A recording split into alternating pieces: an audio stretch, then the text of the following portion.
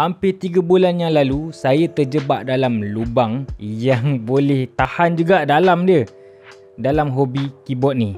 Actually, kalau korang tertanya-tanya, keyboard pun boleh dijadikan hobi ke? Yelah, itulah soalan saya 4-5 bulan yang lepas. Saya sendiri pun tak sangka dan tak menjangkakan keyboard pun ada dalam dunia hobi. But here I am. Jadi video kali ni saya nak kongsikan journey saya dalam hobi custom keyboard. Let's go. Lama juga saya tak upload video apa-apa dekat YouTube kan sejak kebelakangan ni. Ini bermula daripada saya punya kamera Sony saya dah mula meragam. So saya hantar ke service center untuk repair. Sejak daripada itulah semangat saya untuk buat video YouTube semakin menurun. But it's okay, bukan itu yang kita nak sembangkan. Kita nak sembangkan berkenaan dengan keyboard. Okay, this bad boy, my first custom keyboard. Actually saya ada beberapa lagi keyboard yang lain which is pre-built keyboard. Yang ini fully custom. Yang mana kalau kita tengok daripada website KB Defense tu sendiri, kita akan dapat DIY kit, iaitu casing, PCB, plate dan lain-lain. Senang kata dia tak sediakan switches, keycap dan lain-lain lah. Sampai ke tangan saya kena build sendiri keyboard ni ikut cita rasa kita yang macam mana kita nak. Apa pun kita kena ada knowledge juga nak pasang semua ni, bukan sembrono je pasang. This bad boy menelan kos hampir RM1,000. Kalau korang nak tahulah kan. Harapnya my parents tak tengoklah video saya ni. Saya pun tak sangka sebenarnya boleh berbelanja sebanyak tu untuk sebuah keyboard. But bila kita dah terperangkap dalam lubang hobi ni dengan lebih mendalam, saya seolah-olah dah sesat dan tak jumpa jalan keluar. Ni dalam kotak ni yang hari ni kita akan unboxing. Ya, untuk item ni saya kena custom duty iaitu cukai custom sebanyak RM127. Actually 70 lebih something tapi ada charge-charge lain. So total dia ialah RM127. So jom kita unboxing.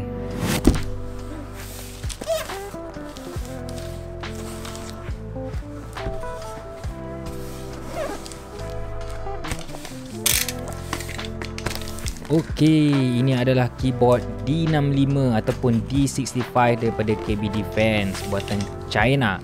Macam biasalah, packaging dia memang superb, jarang-jarang mengecewakan. Puas hatilah setiap kali buat video unboxing.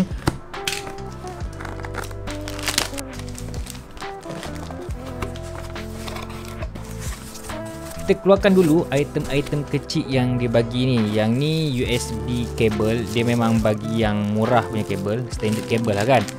And then stabilizer kita letak tepi dulu stabilizer ni, sebab kita tak akan gunakan stock stabilizer lah. Kita akan gunakan the better stabilizer. Okey, yang ni pula dia bagi dua foam. Yang pertama under PC foam dan juga plate foam.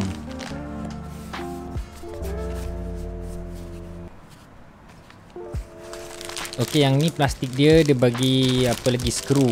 Kemudian pelbagai skru lah, semua ada dalam plastik ni. And then dia bagi sampul kuning ni. Dalamnya ada plate lah. Untuk set yang saya beli ni, saya pilih plate material brass. Full lama. Korang tengok tu, seksi kan, warna keemasan gitu.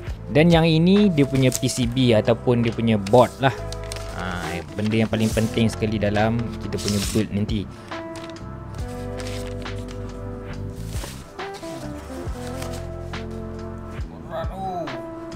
Dan akhir sekali dia punya casing. Look at that, aluminium boss.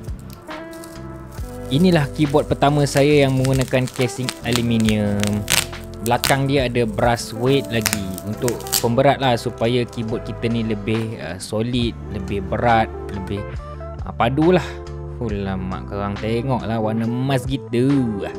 Okay geng, dah halang-halang unboxing ni kan, kita pasang lah terus. Stay lah, tengok sampai habis ya. Harap korang tak bosan lah. Sambil-sambil pasang tu saya selitkan lah sikit lawak-lawak hambar. Pasti korang tak kering gusi gelak lah sebab tak lawak. Okay, bye. Okay, sekarang cara pasang custom keyboard ni basically sama je macam saya pasang first custom keyboard saya yang hari tu, KBD67 R2 Lite. Cuma dia ada beza sikit lah kan. Cumanya bila saya dah lama tak pasang ni, kadang-kadang tu saya lupa mana yang patut saya pasang dulu, mana turutan dia lah. Jadi jujurlah saya cakap kan, masa saya pasang ni memang saya tak tengok langsung tutorial dekat YouTube. Bukan nak belagak, bukan apa, sebenarnya memang banyak tutorial cara pasang tu, tapi entahlah rasa macam tak sabar nak pasang tu membuat-buat. Okey, pertama sekali kita kena buka semua skru yang ada dekat belakang casing ni.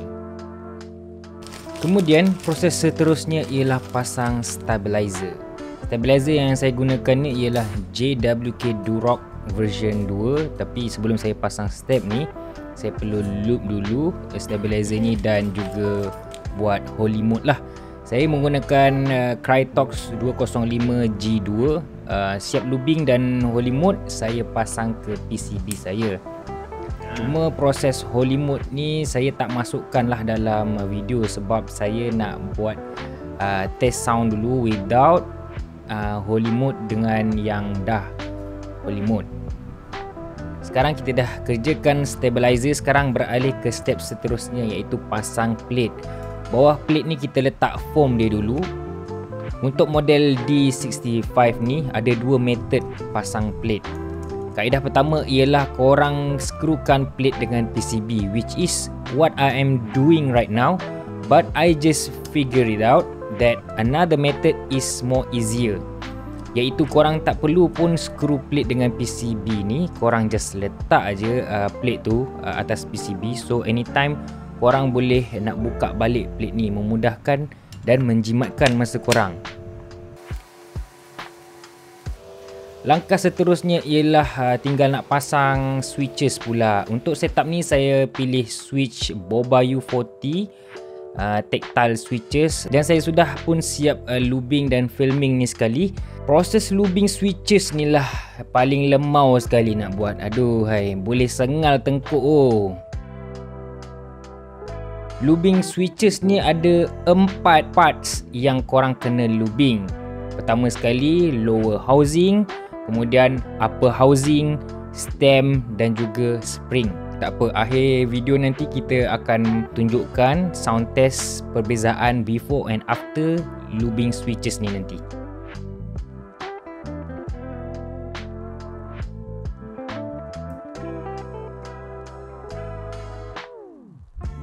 Jadi kita dah siap lubing, kita sumbat switches ni dekat board kita dan kita pasang keycap. Untuk keycap ni buat masa ni saya pakai clone PBT plastik keycap buat sementara waktu.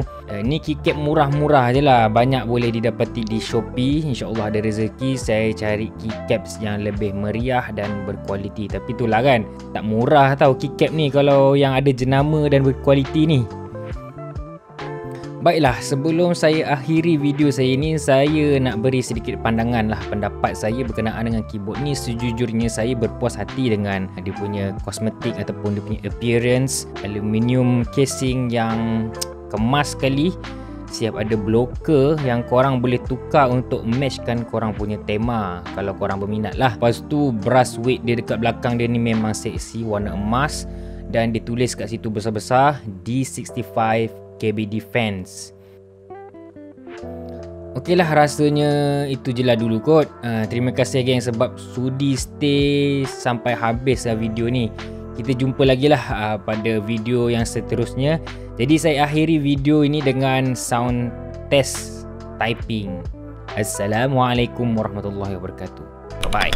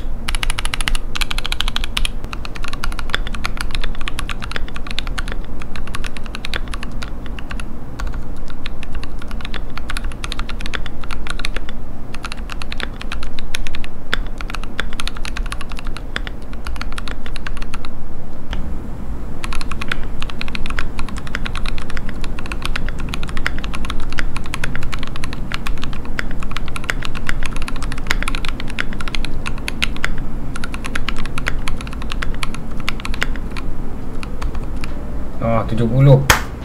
Nice.